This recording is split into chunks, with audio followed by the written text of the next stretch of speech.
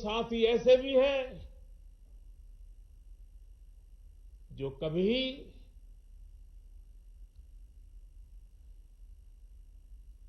घर वापस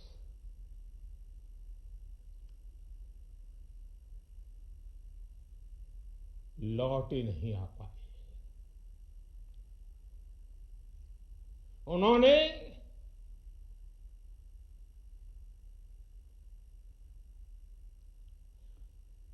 एक एक जीवन को बचाने के लिए अपना जीवन आहूत कर दिया। इसलिए आज कोरोना का पहला टीका स्वास्थ्य सेवा से जुड़े लोगों को लगाकर एक तरह से समाज अपना ऋण चुका रहा है। ये टीका उन सभी साथियों के प्रति कृतज्ञ राष्ट्र की आदरांजलि भी है। भाइयों और बहनों, मानव इतिहास में अनेक विपदाएं आई, महामारियां आई, भीषण युद्ध हुए, लेकिन कोरोना जैसी चुनौती की किसी ने कल्पना नहीं की थी। एक ऐसी महामारी थी जिसका अनुभव ना तो साइंस को था, ना ही सोसाइटी को था। तमाम देशों से जो तस्वीरें आ रही थी, वो खबरें आ रही थी, वो पूरी दुनिया के साथ साथ हर भारतीय को विचलित कर रही थी। ऐसे हालात में दुनिया के बड़े बड़े एक्सपर्ट्स भारत को लेकर तमाम आशंकाएं जता रहे थे, लेकिन साथियों, भारत की जिस बहुत बड़ी आबादी को हमारी कमजोरी बताया जा रहा था,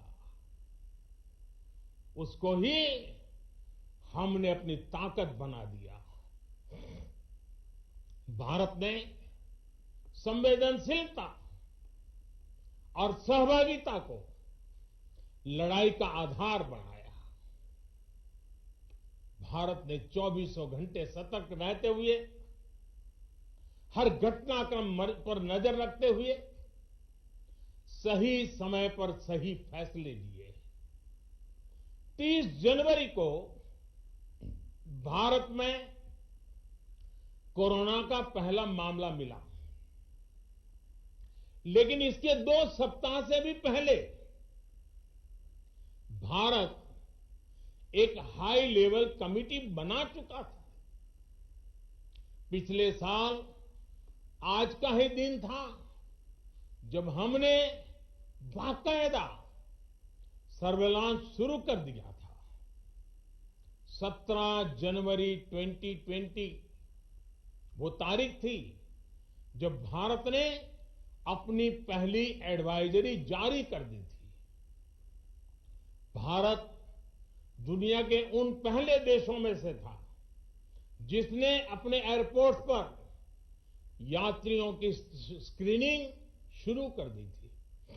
साथियों, कोरोना के खिलाफ लड़ाई में भारत ने जैसी इच्छा शक्ति दिखाई है, जो साहस दिखाया है, जो सामूहिक शक्ति का परिचय करवाया है, वो आने वाली अनेक पीढ़ियों के लिए प्रेरणा का काम करेगा।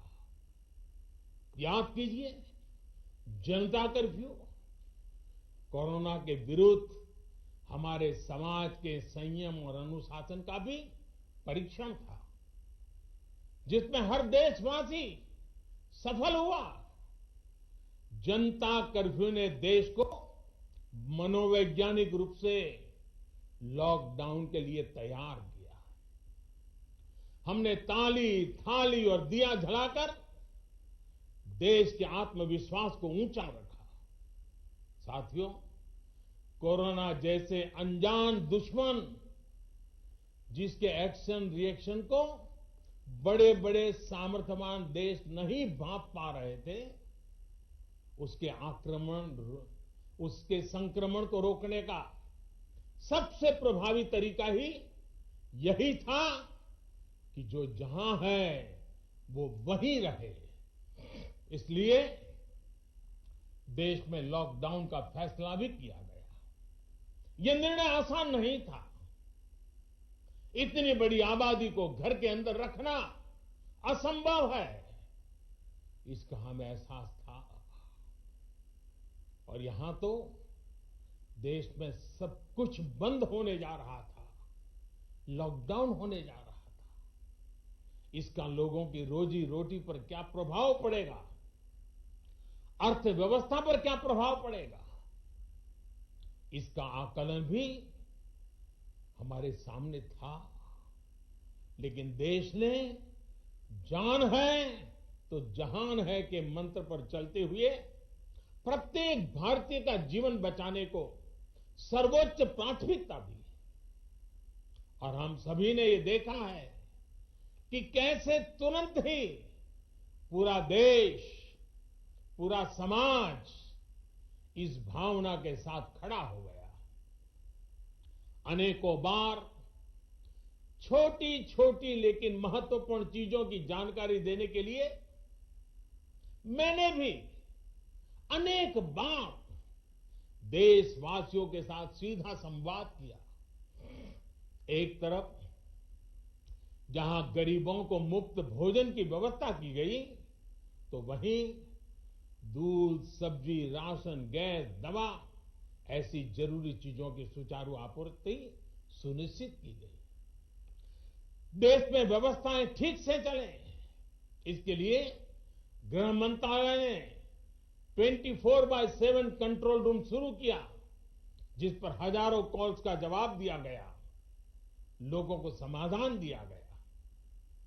साथियों, कोरोना के विरुद्ध इस लड़ाई में हमने कदम कदम पर दुनिया के सामने उदाहरण प्रस्तुत किया है। ऐसे समय में जब कुछ देशों ने अपने नागरिकों को चीन में बढ़ते कोरोना के बीच छोड़ दिया था, तब भारत चीन में फंसे हर भारतीय को वापस लेकर आया। और सिर्फ भारत के ही नहीं, हम कई दूसरे देशों के नागरिकों को भी वहां से वापस निकाल करके लाए। कोरोना काल में वंदे भारत मिशन के तहत 35 लाख से ज्यादा भारतीयों को विदेशों से भारत लाया गया। मुझे याद है, एक देश में जब भारतीयों को टेस्ट करने के लिए मशीनें कम पड़ रही थी, तो भारत ने पूरी टेस्टिंग लैब यहां से वहां भेज करके उसको वहां सजाया, लगाया, ताकि वहां से भारत आ रहे लोगों को टेस्टिंग की दिक्कत ना हो। साथियों, भारत ने इस महामारी से जिस प्रकार से मुकाबला किया, उसका लोहा आज पूरी दुनिया मान रही है। केंद्र और राज्य सरकारें, स्थानीय निकाय, हर सरकारी संस्थान, सामाजिक संस्थाएं कैसे एकजुट होकर बेहतर काम कर सकते हैं, ये उदाहरण भी भारत ने दुनिया के सामने रखा। इसरो, डीआरडीओ, फौज से लेकर किसानों और श्रमिकों तक सभी एक संकल्प के साथ कैसे काम कर सकते हैं, ये भारत ने दिखाया है। 2 गज की दूरी और मास्क है जरूरी, उस पर फोकस करने वालों में भी भारत अग्रणी देशों में रहा। भाइयों और बहनों, आज इन्हीं सब प्रयासों का परिणाम है कि भारत में कोरोना से होने वाली मृत्यु की दर कम है और ठीक होने वालों की दर बहुत अधिक है। देश के कई जिले ऐसे हैं जहां एक भी व्यक्ति को हमें कोरोना की वजह से खोना नहीं पड़ा। इन जिलों में हर व्यक्ति कोरोना से ठीक होने के बाद अपने घर पहुंचा है। बहुत से जिले ऐसे भी हैं जहां बीते 2 सप्ताह से कोरोना संक्रमण का एक भी केस नहीं आया है। जहां तक कि लॉकडाउन के से प्रभावित अर्थव्यवस्था की रिकवरी में भी भारत दुनिया में आगे निकल रहा है। भारत उन गिने चुने देशों में है जिसने मुश्किल के बावजूद दुनिया के 150 से ज्यादा देशों में जरूरी दवाएं और जरूरी मेडिकल सहायता पहुंचाई। पैरासीटामोल हो, हाइड्रोक्सी क्लोरोक्विन हो, टेस्टिंग से जुड़ा सामान हो, भारत ने दूसरे देश के लोगों को भी बचाने की हर संभव कोशिश की। आज जब हम अपनी वैक्सीन बना ली है, तब भी भारत की तरफ दुनिया आशा और उम्मीद की नजरों से देख रही है। हमारा टीकाकरण अभियान जैसे जैसे आगे बढ़ेगा, दुनिया के अनेक देशों को हमारे अनुभव का लाभ मिलेगा। भारत की वैक्सीन, हमारी उत्पादन क्षमता पूरी मानवता के हित में काम आए, ये हमारी प्रतिबद्धता है। भाइयों और बहनों, ये टीकाकरण अभियान अभी लंबा चलेगा। हमें जन जन के जीवन को बचाने में योगदान देने का मौका मिला है और इसलिए इस अभियान से जुड़ी प्रक्रिया को, उस प्रक्रिया का हिस्सा बनने के लिए भी देश में वॉलेंटियर आगे आ रहे हैं।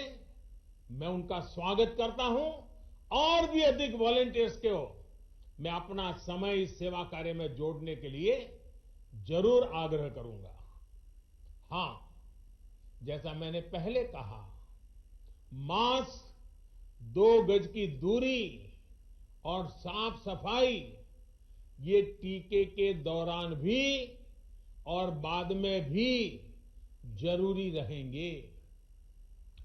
टीका लग गया तो उसका अर्थ ये नहीं कि आप कोरोना से बचाव के दूसरे तरीके छोड़ दें। अब हमें नया प्रण लेना है। दवाई भी, कड़ाई भी। दवाई भी, कड़ाई भी।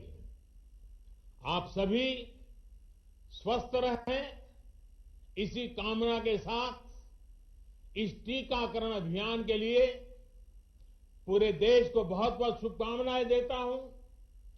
देश के वैज्ञानिकों का, रिसर्चर्स का, लैब में जुड़े हुए सब लोगों का, जिन्होंने पूरे साल एक ऋषि की तरह अपने लैब में जीवन खपा दिया और ये वैक्सीन देश और मानवता को दी है, मैं उनको भी विशेष रूप से अभिनंदन करता हूं, उनका आभार व्यक्त करता हूं। मेरी आप सबको बहुत बहुत शुभकामनाएं हैं।